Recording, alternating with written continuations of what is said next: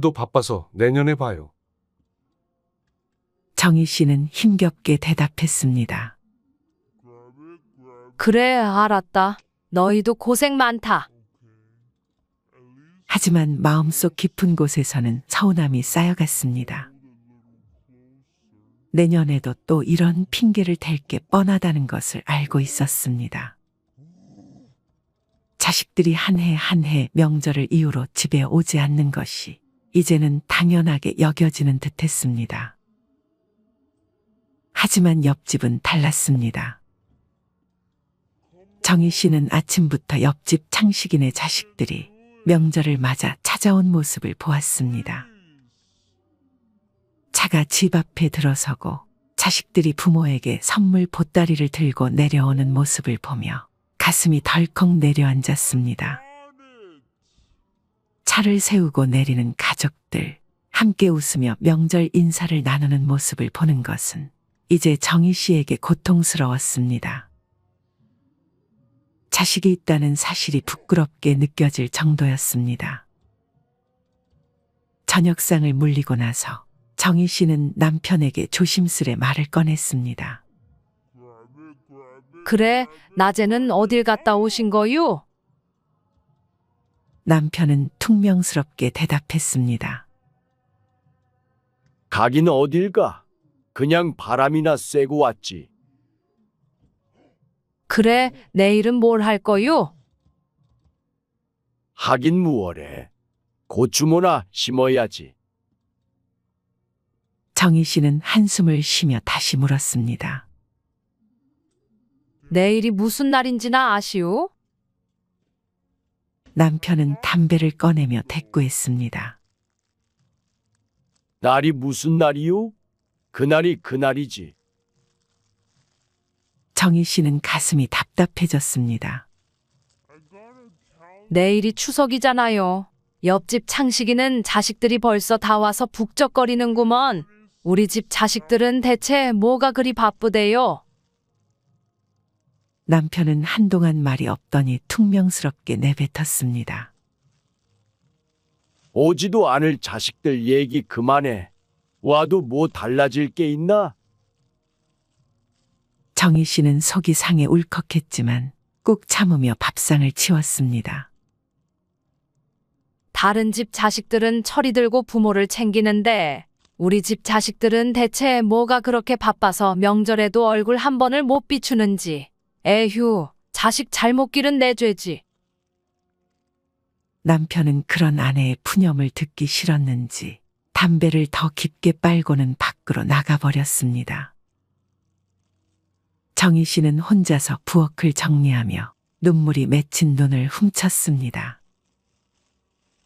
매번 자식들을 기다리며 애를 쓰지만 그들은 오지 않았습니다. 남편은 애써 강한 척했지만 그의 마음속 깊은 곳에서도 자식들에 대한 서운함과 그리움이 밀려들고 있었습니다. 다음 날 추석 아침이 밝았습니다.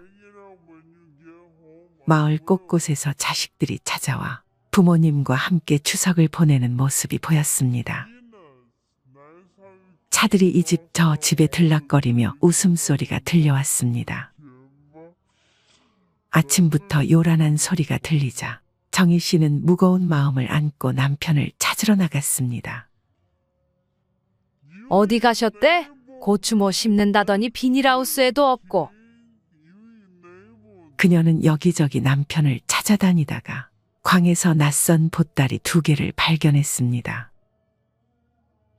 궁금한 마음에 보따리를 열어보니 그 안에는 참기름 1병과 고춧가루 그리고 엄나무 껍질이 들어있었습니다. 큰아들 승우가 관절염으로 고생하는 걸 알고 남편이 미리 준비한 것이었습니다. 또 다른 보따리에는 참기름과 민들레 뿌리가 들어있었습니다. 둘째 아들 민재가 간이 좋지 않다는 걸 알고 챙긴 것이었죠. 정희 씨는 눈시울이 붉어졌습니다. 남편이 자식들이 오지 않더라도 혹시나 올까 싶어 그들의 건강을 위해 미리 준비해둔 것이었습니다. 그 마음을 생각하니 가슴이 아팠습니다. 자식들이 오지 않더라도 남편은 여전히 자식들을 위해 모든 것을 준비하고 있었습니다. 정희 씨는 마을 어귀로 나가보았습니다. 남편은 동네 장승배기에 앉아 저 멀리 마을 입구만 멍하니 바라보고 있었습니다. 구부정한 허리와 초췌한 모습으로 자식들이 오기만을 기다리고 있었습니다. 정희 씨는 남편의 옆에 다가가 시치미를 떼고 물었습니다. 여기서 뭘 하고 있소? 고추모는 안 뽑고? 남편은 대답 없이 먼 곳만 바라보았습니다. 정희 씨는 남편의 손을 잡고 말했습니다. 청승 떨지 말고 어서 갑시다. 자식놈들이 안 오던 게 어제 오늘 일도 아니잖아. 오늘도 안 올 것 뻔한데 왜 그리 기다려요?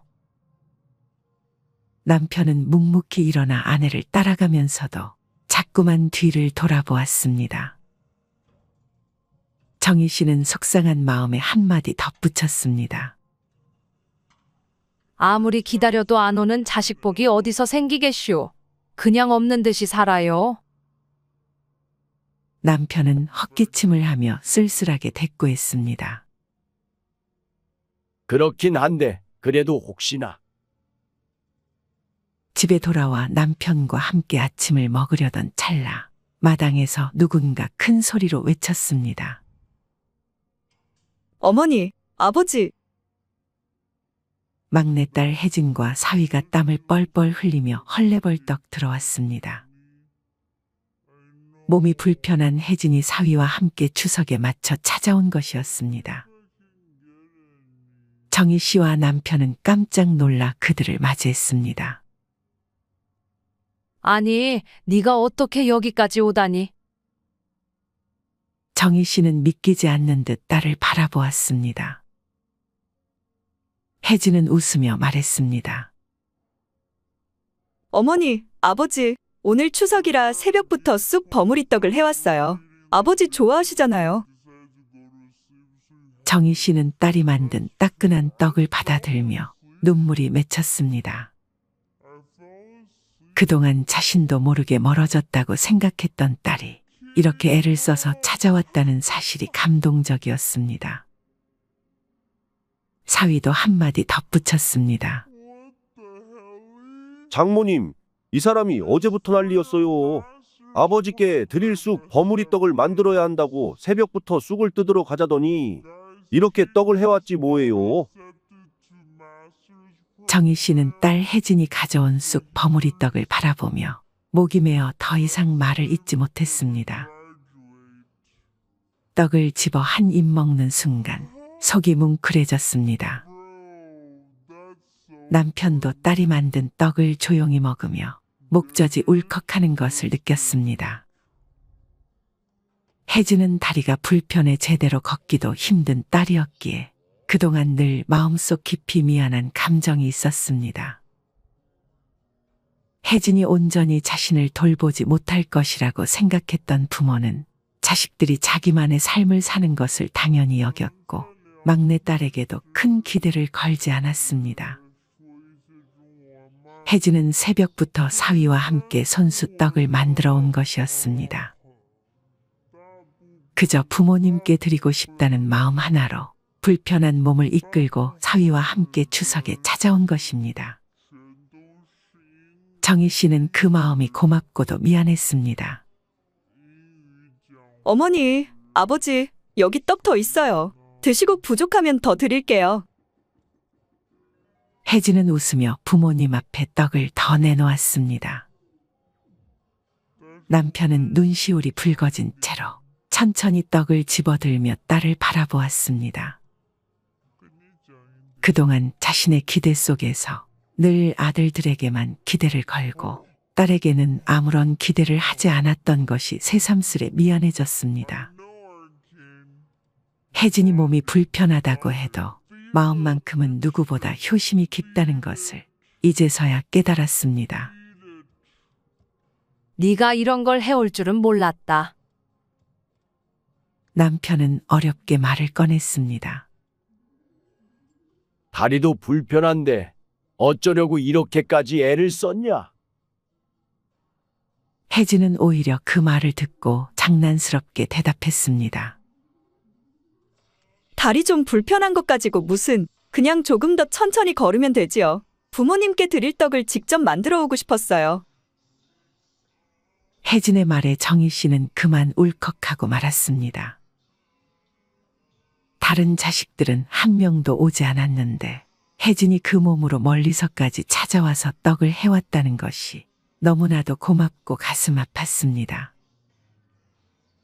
속으로는 자신이 혜진을 이렇게까지 소중하게 생각하지 못한 시간이 후회스럽게 느껴졌습니다. 정희 씨는 눈물을 훔치며 말했습니다. 네가 와줘서 엄마 아버지는 너무 고맙다. 자식 중에 네가 제일 속 깊은 걸 왜 이제서야 알았을까? 남편은 말없이 떡을 먹으면서도 속으로는 이미 자식들에 대한 서운함이 풀리는 것을 느끼고 있었습니다. 그는 한동안 손을 멈추더니 말을 꺼냈습니다. 네가 와준 덕분에 마음이 한결 편해진다.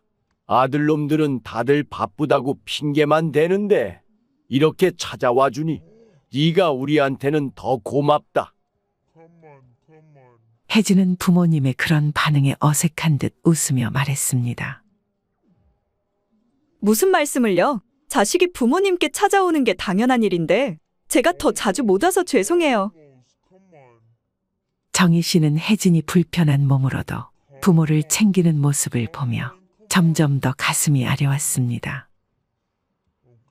자식들에게 기대를 걸었던 것은 항상 첫째 아들과 둘째 아들이었는데 그들은 명절마다 당연하다는 듯이 오지 않았습니다. 큰 기대를 하지 않았던 막내딸이 오히려 그들에게 가장 큰 위로를 주고 있었습니다. 혜진은 계속해서 부모님을 위해 준비한 음식을 내놓으며 조용히 부모님과 함께 식사를 했습니다. 그녀의 남편도 그 자리에 함께 앉아 조용히 부모님을 챙겼습니다. 정희 씨는 딸과 사위의 그런 모습을 보면서도 여전히 아들들이 오지 않은 것에 대한 서운함을 떨칠 수 없었습니다. 하지만 동시에 막내딸 혜진이 자신들에게 진정한 효도를 하고 있다는 생각에 마음 한편에서 따뜻함이 올라왔습니다. 식사를 마친 후 혜진은 설거지를 하려 했습니다. 그러나 정희 씨는 혜진의 다리가 불편한 것을 알고 만류했습니다. 설거지는 엄마가 할 테니 네 몸이나 쉬어라. 그 몸으로 힘들었을 텐데 더 이상 무리하지 말고. 혜진은 고개를 저으며 대답했습니다. 어머니, 제가 할게요. 제가 하고 싶어요. 정희 씨는 딸의 고집에 결국 설거지를 함께 하기로 했습니다. 두 모녀가 부엌에서 함께 설거지를 하며 조용히 대화를 나누었습니다. 그동안 쌓였던 마음속 이야기가 조금씩 풀려나가고 딸과의 대화는 정희 씨에게 큰 위로가 되었습니다. 부모님과 함께 시간을 보내며 혜진은 조용히 자리를 지켰고 그 모습에 남편도 마음이 한결 가벼워졌습니다. 다른 자식들이 오지 않았지만 그 한 명의 딸이 부모님의 마음을 채워주고 있었습니다. 그날 저녁 혜진과 사위는 다시 먼 길을 떠나기 전에 부모님께 인사를 드렸습니다. 어머니, 아버지, 저희는 이제 그만 가볼게요. 몸 건강하시고 또 올게요. 혜진이 떠나기 전 정희 씨는 그녀의 손을 꼭 잡고 말했습니다. 다음에 또 올 필요 없어. 그저 건강하게 네 자리에서 행복하게 살아줘. 그것만으로도 엄마는 충분하다. 혜진은 부모님의 손을 꼭 잡으며 눈물 글썽한 얼굴로 웃었습니다. 어머니, 아버지도 건강하세요. 다음에 또 찾아뵐게요. 그렇게 혜진과 사위는 먼 길을 떠났고 정희 씨와 남편은 다시 조용한 집에 남게 되었습니다. 그러나 그날 밤 정희 씨는 혜진이 다녀간 것만으로도 마음이 따뜻해진 것을 느꼈습니다. 그리고 남편 역시 딸의 존재가 이렇게나 소중하다는 것을 다시금 깨달았습니다. 정희 씨는 딸 혜진과 사위가 떠난 뒤 한참 동안 그들이 앉아있던 자리를 바라보며 생각에 잠겼습니다. 혜진이 몸이 불편한 딸이라는 이유로 부모에게 큰 기대를 받지 못했던 시간들이 떠올랐습니다. 남편과 정희 씨 모두 아들들에게 더 많은 기대를 걸어왔지만 결국 막내딸 혜진이 가장 먼저 찾아와 부모의 빈 마음을 채워준다는 사실이 놀랍기도 하고 마음 한편으로는 미안함이 가득했습니다. 정희 씨는 한숨을 내쉬며 부엌으로 갔습니다. 딸과 사위가 떠난 집은 다시 고요해졌고 쌓인 설거지를 마저 하려고 했지만 손이 잘 움직이지 않았습니다. 마음은 따뜻해졌지만 몸은 여전히 피곤했습니다. 딸과 함께한 짧은 시간이었지만 그 시간이 정희 씨에게는 오랫동안 기억에 남을 따스한 추억이 될 것임을 느꼈습니다. 그때 밖에서 남편이 천천히 집으로 들어오는 소리가 들렸습니다. 남편은 딸과 사위가 떠나자 다시 고요해진 집 안을 둘러보며 텅 빈 집이 더 크게 느껴지는 듯했습니다. 그는 소파에 조용히 앉아 담배를 꺼내 들었습니다. 불을 붙이기 전에 잠시 멈칫하더니 담배를 내려놓고는 담담한 목소리로 말을 꺼냈습니다. 참, 혜진이가 저렇게 올 줄은 몰랐네. 정희 씨는 설거지를 하던 손을 멈추고 남편을 바라보았습니다. 남편의 목소리에는 짙은 서글픔이 묻어나 있었습니다. 그렇지. 나도 생각지도 못했어. 혜진이가 그렇게 애써서 온 거 말이야. 남편은 깊은 한숨을 내쉬며 정희 씨에게 말을 건넸습니다. 큰 놈이나 둘째 놈은 바쁘다며 한 통화로 퉁치고 말았는데 막내가 그 몸으로 찾아와서 쑥 버무리 떡까지 만들어서 온 걸 생각하니 정말 미안하고 고맙네. 정희 씨는 조용히 고개를 끄덕였습니다. 그 아이가 부모 생각을 그렇게 하는 줄 알았더라면 내가 평생 그렇게 무심하지 않았을 텐데. 남편은 답답한 듯 손으로 얼굴을 문지르며 말을 이어갔습니다. 그동안 아들들만 기대했지. 혜진이한테는 큰 기대를 안 걸었잖아. 그냥 그 몸으론 뭐 할 수 있을까 싶어서 미안한 마음이 가득하구먼. 정희 씨도 그 말을 들으며 깊이 공감했습니다. 막내딸이 부모를 위해 그렇게 애써준 것에 대해 감사하면서도 과거의 딸을 제대로 챙기지 못한 죄책감이 몰려왔습니다. 나도 그래요. 혜진이가 부모 생각을 그렇게 할 줄은 몰랐어. 아들들한테만 기대 걸고 혜진이는 그냥 저 혼자 잘 살기만 해주면 된다고 생각했는데.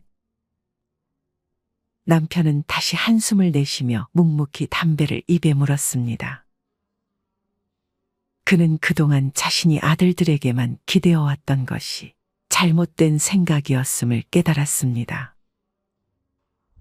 정작 기대했던 아들들은 추석에도 오지 않고 부모를 위해 할 일을 외면한 채 자신의 일만 중요하게 여겼지만 혜진은 정성을 다해 부모를 챙겨주었습니다.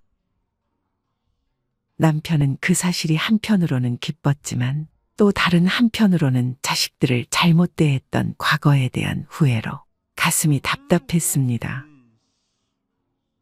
그래도 혜진이 덕분에 마음이 풀렸어.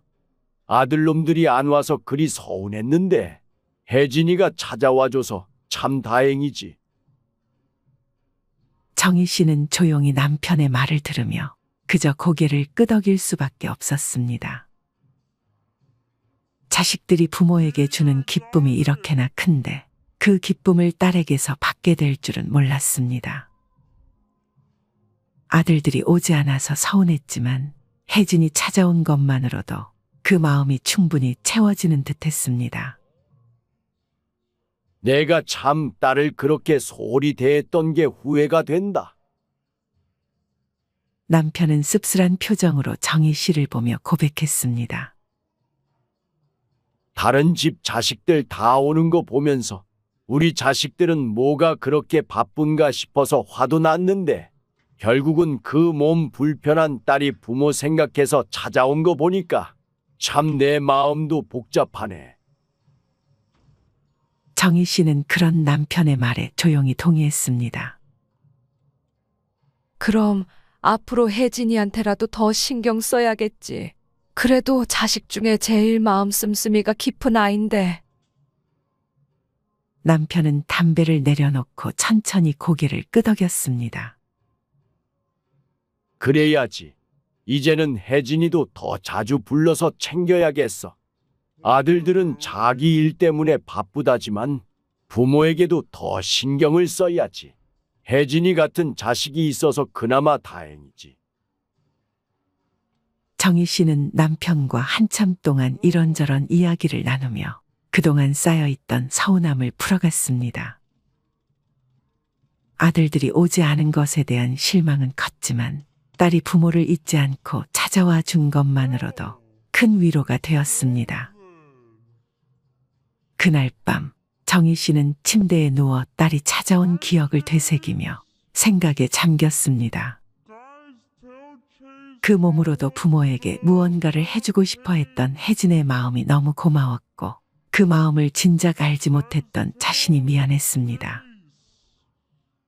비록 큰 기대를 걸지 않았던 딸이었지만 정희 씨는 혜진이야말로 자식들 중 가장 마음이 깊고 부모를 생각해주는 자식이라는 사실을 다시금 깨달았습니다. 한편 남편도 침대에 누워 눈을 감았지만 쉽게 잠이 오지 않았습니다. 딸이 보여준 효심의 마음이 훈훈해지면서도 한편으로는 아들들에 대한 서운함이 여전히 가시지 않았습니다. 하지만 남편은 결국 자식을 다 키우고 나면 부모의 마음이 이토록 외로워질 수밖에 없다는 사실을 받아들이기로 했습니다. 추석이 지나고도 남편과 정희 씨는 종종 혜진과 사위가 찾아왔던 그날을 떠올리며 위로를 받았습니다. 비록 아들들은 바쁘다는 핑계로 명절에 찾아오지 않았지만 혜진이 보여준 그 작은 정성은 오랫동안 두 부부의 마음을 따뜻하게 해주었습니다. 부모는 여전히 아들들에게 서운함을 품고 있지만 딸의 진심 덕분에 그 서운함을 덜어내고 조금 더 기쁜 마음으로 일상을 살아갈 힘을 얻었습니다.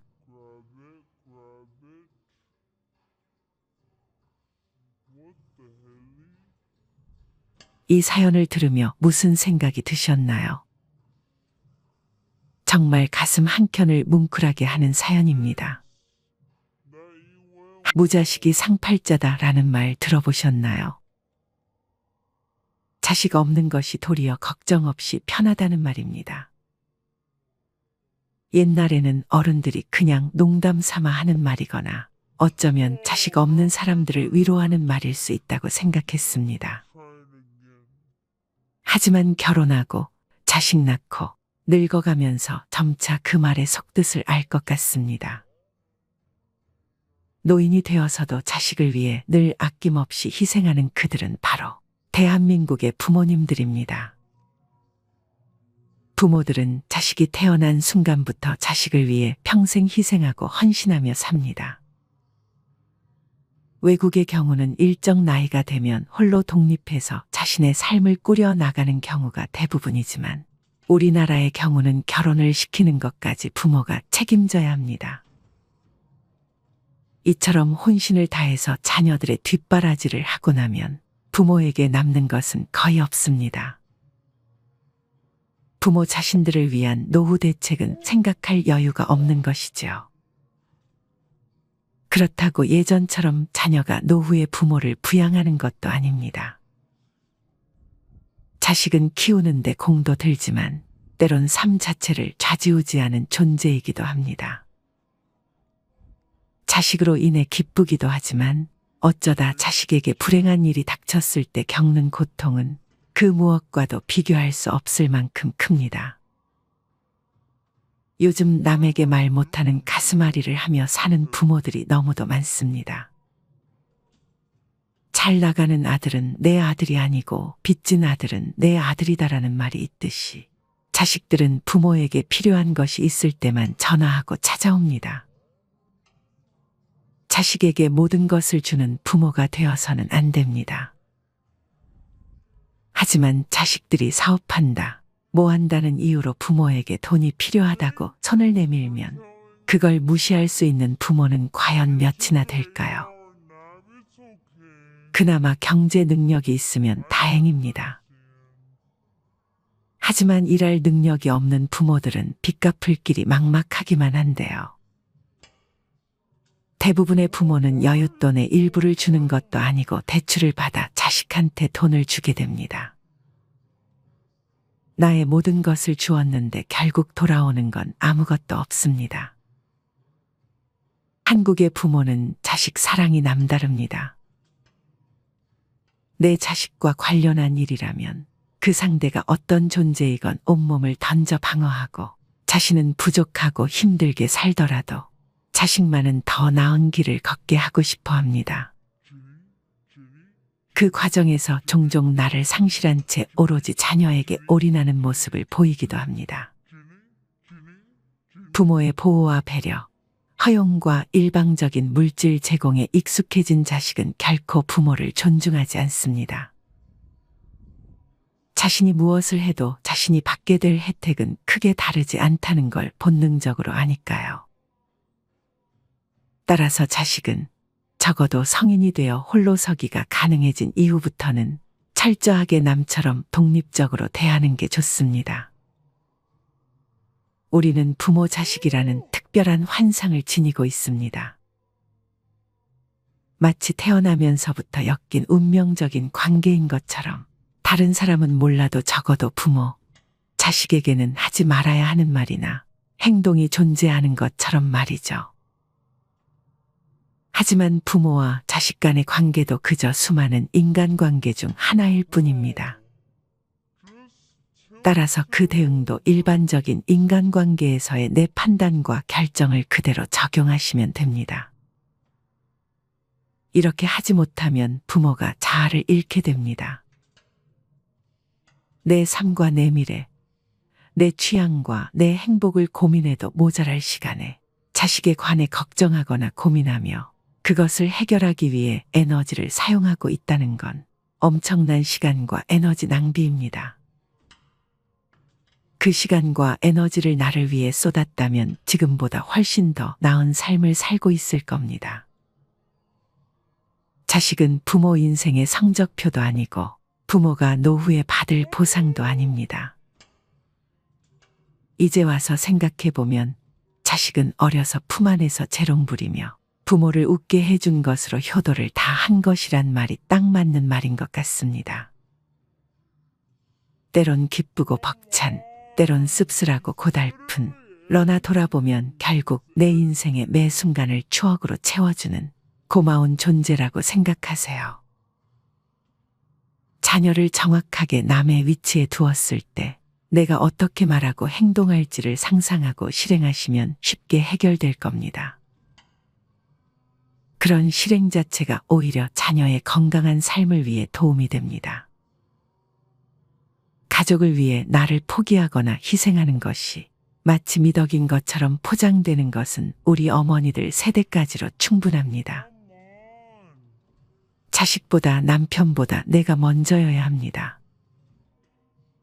양보나 희생은 내 마음이 넉넉하고 풍족할 때 하시면 됩니다. 세상에서 가장 중요한 건 나이고 지금 나에게 가장 소중한 사람이 바로 내가 아끼고 관리해야 하는 대상입니다.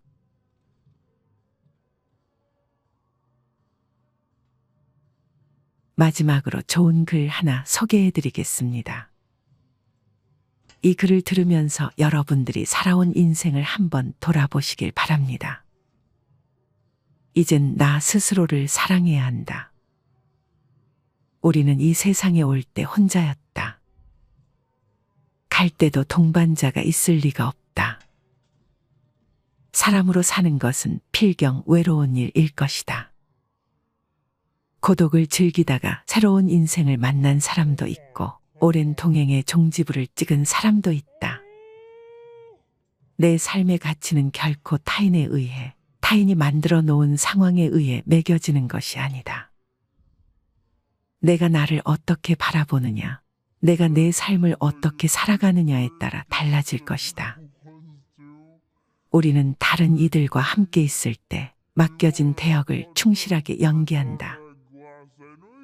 늘 정해진 각본대로 따라하는 훈련이 자신의 진정한 모습을 잃어버리게 만든다.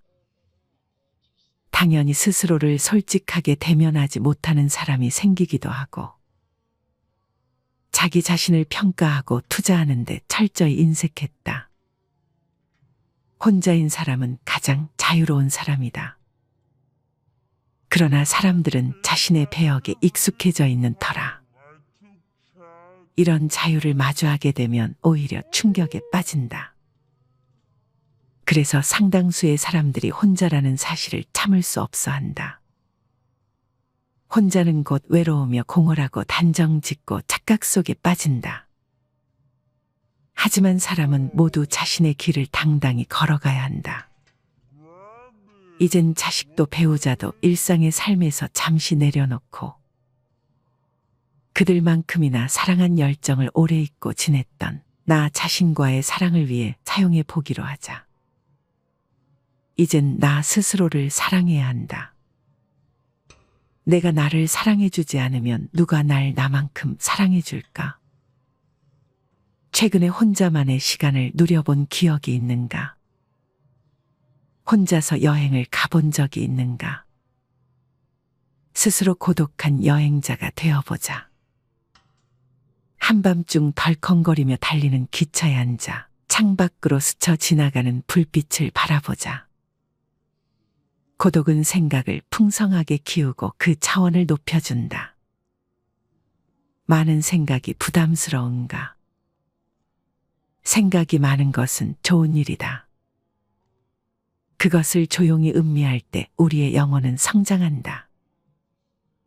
열심히 가정을 지키면서 살아온 나 자신을 마음껏 칭찬하자.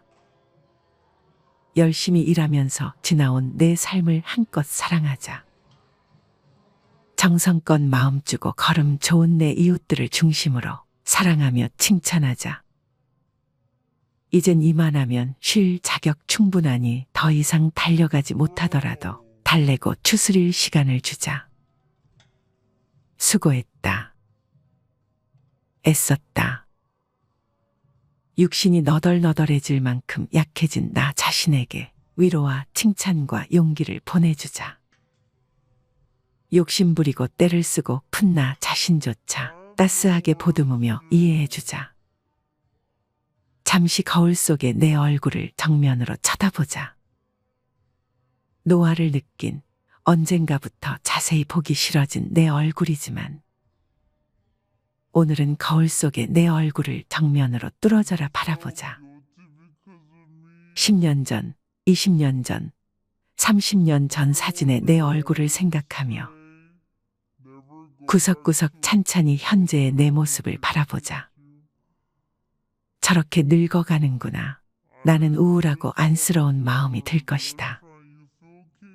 그 얼굴에는 굴곡의 세월과 기쁨, 서러움의 시간이 묻어있고 사랑과 이별과 망각의 시간들이 묻어있다. 내 얼굴이지만 수많은 세월 동안 진지한 대화 한 번 없이 남의 물건처럼 방치해둔 내 모습이다. 언제 이렇게 수많은 주름살이 얼굴을 도배했을까? 언제 이렇게 떨어진 꽃잎의 색깔처럼 피부는 갈색 침전이 되었을까? 한때는 거울 속에 저 얼굴에도 신혼의 싱그러움이 있었다. 애들 초등학교 입학식 때 희망에 찬 젊은 부모의 기계가 있었을 것이다. 경제적 궁핍함에 힘든 세월 속에서도 꿋꿋이 웃음을 잃지 않던 얼굴이었고 애들의 교육 문제로 일희일비하던 극성스런 부모의 얼굴이었다. 갑자기 먼 길 떠나는 부모님과의 영원한 이별을 회한의 눈물로 보내드린 얼굴이었고, 지금은 당시 부모님의 얼굴로 쓸쓸히 거울 속에 있다. 낯설게 변해버린 굳은 무표정의 얼굴에게 이젠 진정으로 좋은 표정을 선물해주자. 지난 세월 근심과 걱정 속에서 찌들어간 내 얼굴에게 앞으로는 웃음과 희망을 전해주고 더 이상 주름살은 남겨주지 않도록 노력하자. 열심히 살아온 내 얼굴에게 그동안 너무 고마웠다고 말해주자. 수십 년을 동고동락해준 내 얼굴에게, 지구상에 오직 하나뿐인 내 얼굴에게 남은 시간은 우리들만을 위해 바치겠노라고 약속하자. 생각은 말이 되고 말은 행동이 되며, 행동은 습관이 되고 습관은 삶의 변화를 준다.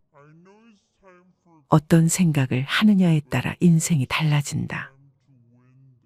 내가 나를 사랑하지 않으면 남들 또한 나를 사랑해주지 않을 것이다.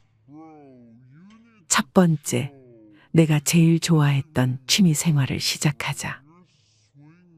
두 번째, 내가 진짜 가보고 싶은 여행지로 훌쩍 떠나자. 세 번째, 신발은 지금까지 신었던 가격보다 좀 비싼 걸로 투자하자. 네 번째, 마음을 터놓을 수 있는 친구에게 당장 전화해보자. 다섯 번째, 아직 용서해주지 않았던 사람이 있다면 가슴을 열고 용서해주자. 그러면 내가 편해진다. 여섯 번째, 거리가 멀더라도 맛집으로 이름난 식당을 찾아 나 자신에게 음식 선물을 해주자. 일곱 번째, 매일 아침 눈을 뜨는 순간 나는 사랑받기 위해 태어난 사람이고 지금 이 순간이 가장 행복한 사람이라고 외치자. 이 글을 읽은 모든 사람이 과거에 어떻게 살았던 지금 당장부터 행복했으면 한다. 거울 속의 낯선 나를 이젠 진정 사랑하는 대상으로 친하게 지내며 먼 훗날 영원한 안식 여행을 떠날 때 너와 나 우리는 행복한 삶을 살았다고 말할 수 있었으면 얼마나 좋을까. 내가 먼저 내 얼굴을 사랑해라고 말하고 바로 행동을 했으면 합니다. 나를 없인 여기지 말고 위대하고 또 위대한 소중하고 귀한 사람이 당신임을 잊지 말고 살았으면 합니다. 나는 지구상 하나뿐인 내 얼굴을 사랑합니다.